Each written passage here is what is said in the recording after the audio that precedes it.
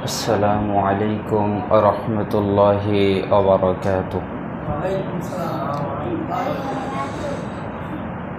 إن الحمد لله نحمده ونستعينه ونستغفره ونعوذ بالله من شرور أنفسنا ومن سيئات أعمالنا. من يهده الله فلا مضل له ومن يضلل فلا هادي له. وأشهد أن لا إله إلا الله وحده لا شريك له وأشهد أن محمدا عبده ورسوله. أما بعد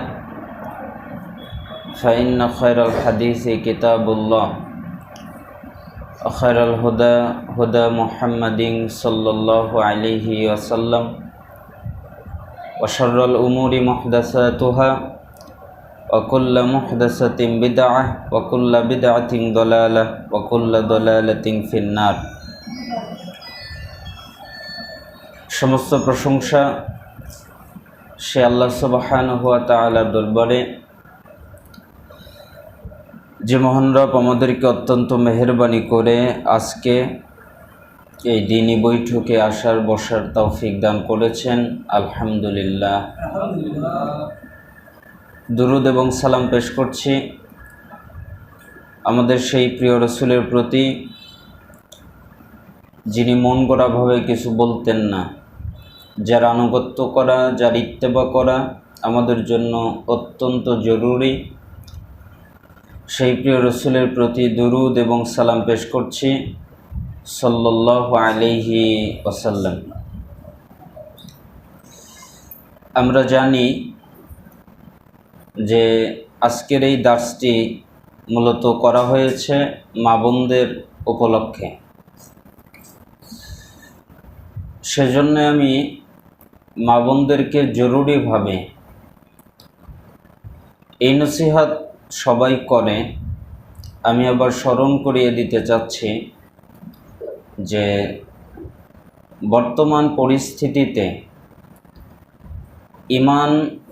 ইমানের উপরে টিকে থাকা, অটল থাকা খুবই কষ্টকর। তার ভিতর দিয়েও আপনারা মা বোনেরা যারা এসেছেন, আপনাদেরকে অনুরোধ করছি বেপর্দা থেকে আপনারা নিজেরা বাঁচুন। বেপর্দা এমন একটা পাপ, যেই পাপের কারণে পুরুষের চরিত্র নষ্ট হয়ে যায়, যেই পাপের কারণে আল্লাহর আযাব আসমান থেকে নিয়ে আসে। অত্যন্ত জঘন্য এবং খুবই খারাপ একটি পাপ বেপর্দা। আর যারা বেপর্দায় চলে তাদের জন্যে কোরআন এবং হাদিসে অনেক অভিশাপের কথা আল্লাহ এবং তার রাসূল সাল্লাল্লাহু আলাইহি ওয়াসাল্লাম বর্ণনা করেছেন। রাসূল সাল্লাল্লাহু আলাইহি ওয়াসাল্লাম বলেন, শেষ যুগে অচিরেই আমার উম্মতের মধ্যে এমন কিছু নারী হবে যারা কাপড় পরেও উলঙ্গ, কাপড় পরিধান করবে কিন্তু মনে হবে সে উলঙ্গ। তাদের মাথা উটের কুজের মতো উঁচু হবে। তোমরা তাদেরকে অভিশাপ করো, কেননা তারা হলো অভিশপ্ত। রাসূলুল্লাহ সাল্লাল্লাহু আলাইহি ওয়াসাল্লাম যারা বেপর্দায় চলেন তাদের জন্য অত্যন্ত কঠোর এই বক্তব্য তিনি উল্লেখ করেছেন যে কাপড় পরিধান করেও উলঙ্গ। আজকে যদি আমরা রাস্তাঘাটে চলি, দেখি, তাহলে দেখব অধিকাংশ মেয়েরা কাপড় পরিধান করে, কিন্তু মনে হয় তাদের শালীনতার পোশাক তাদের গায়ে নেই, উলঙ্গ মনে হয়। এ কথাটি রাসূলুল্লাহ সাল্লাল্লাহু আলাইহি ওয়াসাল্লাম ভবিষ্যৎবাণী করে গেছেন। বেপর্দা হচ্ছে জাহান্নামীদের কাজ। আবু হুরায়রা রাদিয়াল্লাহু আনহু থেকে বর্ণিত, তিনি বলেন, রাসূলুল্লাহ সাল্লাল্লাহু আলাইহি ওয়াসাল্লাম বলেছেন, সিনফানি মিন আহলিন নার লাম আরাহুমা কওমুন মাআহুম সিয়াতুন কাআযনাবিল বাকরি ইয়াদরিবুনা বিহান নাস ওয়া নিসাউন কাসিয়াতুন আরিয়াতুন। জাহান্নামবাসী দুটি দল রয়েছে যাদেরকে আমি এখনো দেখিনি। একদল হলো যাদের হাতে থাকবে গরুর লেজের মতো লাঠি, তা দিয়ে তারা মানুষকে পেটাবে। আর অন্য একদল নারী যারা পোশাক পরিধান করবে অথচ দেখে মনে হবে উলঙ্গ। তার মানে শুদ্ধ পোশাক, ভালো পোশাক, পরিশুদ্ধ পোশাক, শালীনতাযুক্ত পোশাক, শারঈ পোশাক তার শরীরে পাওয়া যাবে না। এই জন্য তার এই অবস্থা হবে। বেপর্দা ইবলিশের সুন্নাত। আদম আলাইহিস সালামের সাথে ইবলিশের ঘটনাই আমাদের সামনে ইবলিশের ষড়যন্ত্র উন্মোচন করে দেয়। সে কিরূপ আগ্রহী ছিল লজ্জাস্থান প্রকাশ হওয়া এবং পর্দা উন্মোচন করার জন্যে। বেপর্দা হচ্ছে শয়তানের মূল লক্ষ্য। কারণ আল্লাহ সুবহানাহু ওয়া তাআলা নিজেই বলেছেন, ইয়া বনি আদম ইয়াফতিনান্নাকুমুশ শাইতান কামা আখরাজা আবাওয়াইকুম মিনাল জান্নাহ ইয়ানজিউ আনহুমা লিবাসাহুমা লিউরিয়াহুমা সাওআতিহিমা। হে আদম সন্তান, শয়তান যেন তোমাদেরকে বিভ্রান্ত করতে না পারে, যেমন সে তোমাদের পিতা মাতাকে বিভ্রান্ত করে জান্নাত থেকে বের করে দিয়েছে এমনত অবস্থায় যে তাদের দেহের পোশাক খুলে দিয়েছে, যাতে করে তাদের লজ্জাস্থান প্রকাশ হয়ে পড়ে। তার মানে আদম আলাইহিস সালাম এবং হাওয়া আলাইহিস সালাম তাদের দুজনেরই জান্নাতের পোশাক পরিধান করা ছিল। যখন তারা আল্লাহর অবাধ্যতা করলেন তখন তাদের শরীর থেকে জান্নাতের পোশাক খুলে গেল। তাহলে এটা হচ্ছে শয়তানের কাজ। শয়তান মূল লক্ষ্য হচ্ছে মানুষকে উলঙ্গ করা। এজন্য এই শয়তানের কাজ কর্ম থেকে আমরা হেফাজতে থাকার চেষ্টা করব। বেপর্দাটা হচ্ছে ইহুদি নীতি, ইহুদিদের চরিত্র এবং ইহুদিদের বৈশিষ্ট্য। মুসলিম জাতির নৈতিকতা ধ্বংসের ব্যাপারে ইহুদিদের ষড়যন্ত্র কারো কাছে গোপন নয়, এ কথাটি সবাই জানে। বিশেষ করে নারীর ফিতনার মাধ্যমে, কেননা নারীর সাথে পুরুষের অবাধ মেলামেশা জাতির নৈতিকতা ধ্বংসের প্রধান অস্ত্র। নবী সাল্লাল্লাহু আলাইহি ওয়াসাল্লাম বলেন, তোমরা বেঁচে থাকো দুনিয়া থেকে এবং তোমরা বেঁচে থাকো নারী থেকে। কেননা বনী ইসরাইলের মধ্যে সর্বপ্রথম যেই ফিতনা সংগঠিত হয়েছে সেটা হচ্ছে নারীকে কেন্দ্র করে। তার মানে নারীর কারণে ফিতনা নিপতিত হয়, নারীর কারণে মানুষেরা ফিতনার মধ্যে পড়ে যায়। এই জন্য আল্লাহ রাব্বুল আলামিন তার রাসূল সাল্লাল্লাহু আলাইহি ওয়াসাল্লামের মাধ্যমে সতর্ক করতে বলেছেন আল্লাহর বান্দাদেরকে। এই জন্য বেপর্দায় চলা ইহুদি নীতি, বেপর্দায় চলা জাহান্নামীদের কাজ, বেপর্দায় চলা ইবলিশ শয়তান এদের কাজ। অতএব আপনারা বেপর্দায় না চলে নিজেরা পর্দাশীলতা রক্ষা করেন এবং পর্দার সাথে চলার চেষ্টা করেন। আল্লাহ সুবহানাহু ওয়া তাআলা আপনাদের প্রত্যেককে কবুল করুন। এটা হচ্ছে আপনাদের প্রতি আমার প্রথম একটা নসিহত। আপনাদের প্রতি আমার আরেকটি নসিহত হলো, শুধু বেপর্দা থেকে বাঁচবেন এমনটি নয়, আপনারা স্বামীদের সাথে সুন্দর আচরণ করবেন, ভালো ব্যবহার করবেন। কেন? একটা মেয়ে লোকের জাহান্নামে যাওয়ার প্রধান যত কারণ আছে তার মধ্যে এটাও একটা কারণ যে স্বামীর অবাধ্যতা করা, অবাধ্যতা করে স্বামীর কথা না মানা। আপনার স্বামী যদি মদখোর হয়, নেশাখোর হয়, জালেম হয়, জুলুমকারী হয়, তবু আপনি যতক্ষণ পর্যন্ত আপনার স্বামীর অধীনে আছেন, আপনাকে আপনার স্বামীর কথা মেনে চলতে হবে। এটাই শরিয়াত। এজন্যই আপনাদের জন্য একটা চমৎকার কথা বলে দিতে চাচ্ছি। স্বামীকে খুশি করার জন্যে একজন সালাফ 10টি কথা উল্লেখ করেছেন, যে কেউ যদি এই 10টি কাজ করে তাহলে সে সহজে স্বামীকে খুশি করতে পারবে। 1 নম্বর কাজ হলো স্বামীর প্রতি বিনীত থাকবে, অর্থাৎ স্বামীর প্রতি নম্র আচরণ করবে এবং অল্পতেই তার উপরে সন্তুষ্ট হবে। স্বামী যতটুকু পারে, যতটুকু দেয়, তার উপরে সন্তুষ্ট অবলম্বন করবে, তাহলে স্বামী খুশি হবে। 2 নম্বর, ভালোভাবে তার কথা শুনবে ও মানবে। খুব মনোযোগের সাথে স্বামীর কথা শুনবে, যে স্বামী কি বলতে চাচ্ছে, স্বামীর কথাটা কি, সে কি বলবে, কি উপদেশ দিবে, কি আদেশ করবে, কি নিষেধ করবে, এটা মনোযোগের সাথে শুনবে। শোনার পরে তারপরে মানবে। 3 এবং 4 নম্বর হচ্ছে তার চোখ এবং নাকের পছন্দের প্রতি লক্ষ্য রাখবে। আপনাকে যখন কখনো খারাপ দৃশ্যে সে না দেখে এবং আপনার নিকট থেকে কখনো যেন সর্বোত্তম সুগন্ধি ছাড়া অন্য কিছু না পায়, তার মানে তার চোখ এবং নাকের পছন্দের প্রতি লক্ষ্য রাখতে হবে, যে তার চোখ কি পছন্দ করে, কোন কাপড়টা পরলে সে খুশি হবে, কোন পোশাকটা পরলে সে খুশি হবে। এটা হলো চোখ। কিভাবে থাকলে সে খুশি হবে, কি সুগন্ধি ব্যবহার করলে সে খুশি হবে। বাইরে কিন্তু সুগন্ধি ব্যবহার করা যাবে না, কিন্তু স্বামীর জন্য সুগন্ধি ব্যবহার করা যাবে ঘরের মধ্যে।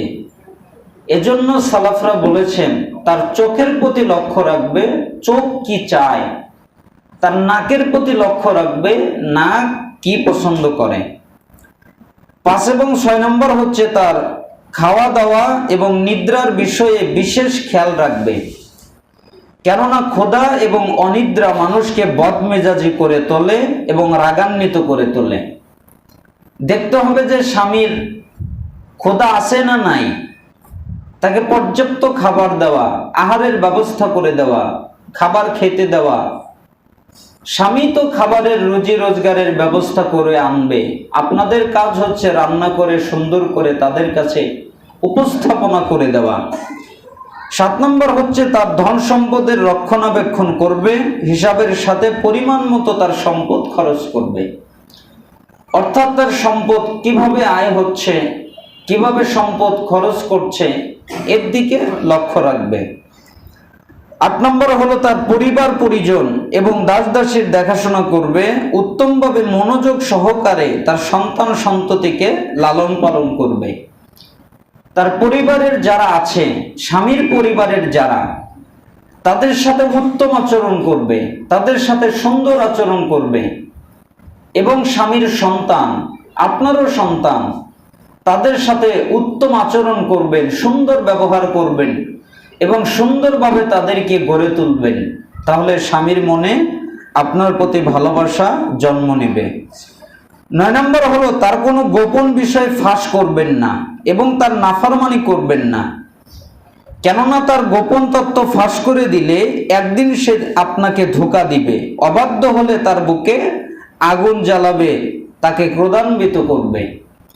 আপনি যদি তার অবাধ্য হন তাহলে তার রাগ বেড়ে যাবে, আর আপনি যদি তাকে কোনো কিছুতে গোপন বিষয় ফাঁস করেন তাহলে সে আপনাকে একদিন ধোঁকা দেবে। এই জন্য গোপন কোনো বিষয় যদি জানতে পারেন যে আমার স্বামীর এই বিষয়টা গোপন রয়ে গেছে, এই পাপটা, এই অন্যায়টা সে করেছে, গোপন আছে, তাহলে ওইটা আপনিও গোপন রাখবেন, কারো কাছে প্রকাশ করা যাবে না। তাহলে স্বামীর অন্তরের মধ্যে আল্লাহই আপনার প্রতি ভালোবাসা তৈরি করে দিবে। 10 নম্বর হলো আপনি কাঙ্ক্ষিত লক্ষ্যে কখনোই পৌঁছাতে পারবেন না যে পর্যন্ত তার সন্তুষ্টিকে নিজের সন্তুষ্টির উপরে স্থান না দিবেন, তার পছন্দ অপছন্দকে নিজের পছন্দ অপছন্দের উপর স্থান না দিবেন, ততক্ষণ পর্যন্ত আপনি আপনার লক্ষ্যে, আপনার মাকসিদে পৌঁছাতে পারবেন না।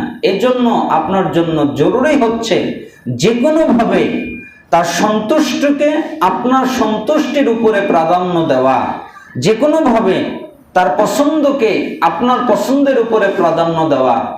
এই 10টা কাজ যদি আপনি করতে পারেন, তাহলে স্বামীর অন্তরের ভিতরে আল্লাহ সুবহানাহু ওয়া তাআলা ভালোবাসা তৈরি করে দিবেন।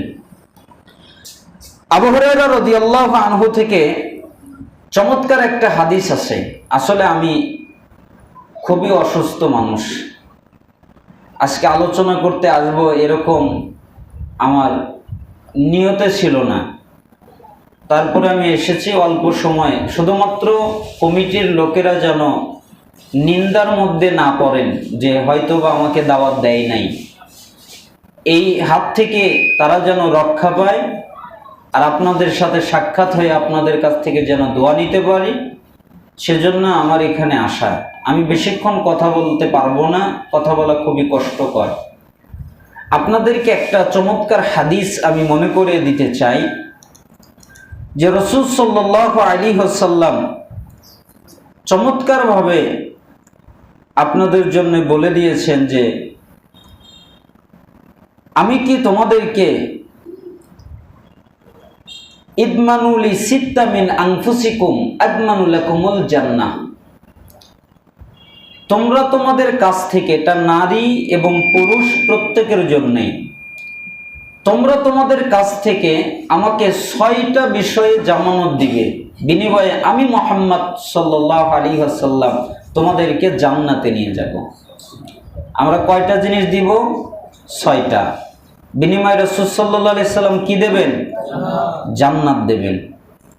উসদুকু ইযা হাদ্দাসতুম, যখন তোমরা কথা বলবে সত্য বলবে, মানে কথার প্রয়োজন হলেই সত্যটা বলবেন। যদি সত্যটা বলতে না পারেন, কথা বলারই দরকার নেই, আপনার কথা বলার কোনো প্রয়োজন নেই। যদি কথা বলেন তাহলে সত্যটা বলবেন, যদি সত্যটা বলতে না পারেন তাহলে চুপ থাকবেন। এজন্য রাসূল সাল্লাল্লাহু আলাইহি সাল্লাম বলেছেন, যখন কথা বলবে সত্য বলবেন।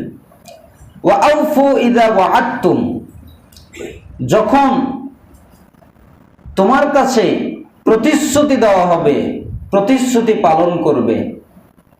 ওয়া আদ্দু ইযা তুমিনতুম, আর যখন তোমার কাছে কিছু গচ্ছিত রাখা হবে, আমানত রাখা হবে, তখন তুমি ওই আমানতের খেয়ানত করবা না, আমানতকে রক্ষা করবা।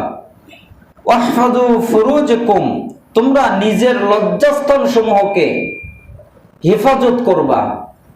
তার মানে লজ্জাস্থান যেন পথভ্রষ্ট না হয়ে যায়, গোমরা না হয়ে যায়, ক্ষতিগ্রস্তের কারণ না হয়ে যায়, এটা যেন না হয়ে যায়, তোমরা এটাকে রক্ষা করবা। অগদ্দু আবসারাকুম, নিজ দৃষ্টি অবনমিত রাখবা। তার মানে চক্ষু দিয়ে বেগানা নারীর দিকে তাকাবা না, বেগানা কিছু দেখবা না, অপছন্দনীয় অসচরণ, যেটা সৌন্দর্য নয়, যেটা দেখা নিষিদ্ধ, যেটা দেখা হারাম, সেই দিকে তাকিয়ে থাকবা না, সেই দিকে তাকিয়ে দেখবা না। অকুফ আইদিকুম, এবং নিজের হস্তকে আয়ত্তে রাখবে। তার মানে এই হাতের দ্বারা কারো উপরে জুলুম করবা না, কারো উপরে অত্যাচার করবা না, কাউকে আঘাত করবা না, কারো গাছের ফল ছিঁড়বা না, কারো গাছ নষ্ট করবা না, কারো জায়গা জমি নষ্ট করবা না। এই 6টা কাজ যদি করতে পারো, 1, যখন কথা বলবে সত্য বলবে। 2, যখন প্রতিশ্রুতি ওয়াদা দিবে ওই ওয়াদা পালন করবে। 3, যখন তোমাদের কাছে কিছু আমানত রাখা হবে তখন সেই আমানত রক্ষা করবে। 4, নিজের লজ্জাস্থানকে হেফাজত করবে। 5, নিজের চক্ষুকে নিয়ন্ত্রণে রাখবে। 6, নিজের হাতকে কন্ট্রোল করবে। যদি এই 6টা কাজ করতে পারো, মিশকাতের 4870 নম্বর হাদিস দ্বারা প্রমাণিত, আপনি যে অবস্থায় হোক না কেন, রাসূল সাল্লাল্লাহু আলাইহি সাল্লাম বলেছেন, আমি তোমাকে জান্নাতে নিয়ে যাব। আল্লাহ তাআলা যেন আমাদেরকে এই হাদিসের উপরে আমল করার তৌফিক দান করুন। হে আল্লাহ, আমাদের যারা অসুস্থ তাদেরকে শিফায়ে কামিলা আজিলা দান করেন। আমাদের যারা অভাবী তাদেরকে অভাব থেকে অব্যাহতি দান করেন। আমাদের যারা ঋণী তাদেরকে ঋণ থেকে রক্ষা করেন। আমাদের যে মুসিবতে আছে সেই মুসিবত থেকে পানা মঞ্জুর করেন। আল্লাহ, আপনি আমাদের দুনিয়ায় কল্যাণ দান করেন, আপনি আমাদেরকে আখিরাতে কল্যাণ দান করবেন, আপনি আমাদেরকে জাহান্নামের আযাব থেকে রক্ষা করবেন। হে আল্লাহ, ফিলিস্তিনের মাটিতে মুসলমানদেরকে আপনি হেফাজত করেন, তামাম পৃথিবীর সমস্ত মুসলমানদেরকে আপনি হেফাজত করেন। আল্লাহ, আপনি আমাদের বাংলাদেশকে কবুল করে নেন। আল্লাহ, আপনি আমাদের বাংলাদেশে যোগ্য নেতা দান করেন। আল্লাহ, আমাদের বাংলাদেশের সংবিধান কোরআন আমাদেরকে উপহার হিসেবে আপনি দান করেন। আল্লাহ, আমাদের জন্য যা যা কল্যাণকর আপনি তা দান করেন, আমাদের জন্য যা যা অকল্যাণকর তা থেকে আপনি আমাদেরকে হেফাজত করেন। আল্লাহ, এই বৈঠককে আপনি কবুল করে নেন। এই বৈঠকের সাথে যারা যে কোনোভাবে জড়িত, পুরুষ নারী উভয়ে, তাদেরকে আপনি কবুল করে নেন। আল্লাহ, বৃষ্টির ভিতরে কষ্ট করে বিভিন্ন পুরুষ, বিভিন্ন মা বোনেরা এসেছে, তাদেরকে আপনি কবুল করে নেন, তাদেরকে আপনি জান্নাতের জন্য কবুল করে নেন। ঈমানের উপরে, তাওহীদের উপরে অটল থাকার তৌফিক দান করেন। শিরিক, বিদআত, কুসংস্কার থেকে তাদেরকে আপনি পবিত্র করেন। হে আল্লাহ, আপনি আমাদের মজলিস কবুল করে নেন, আপনি আমাদেরকে কবুল করে নেন। সুবহান রাব্বিকা রাব্বিল ইজ্জাতি আম্মা ইয়াসিফুন।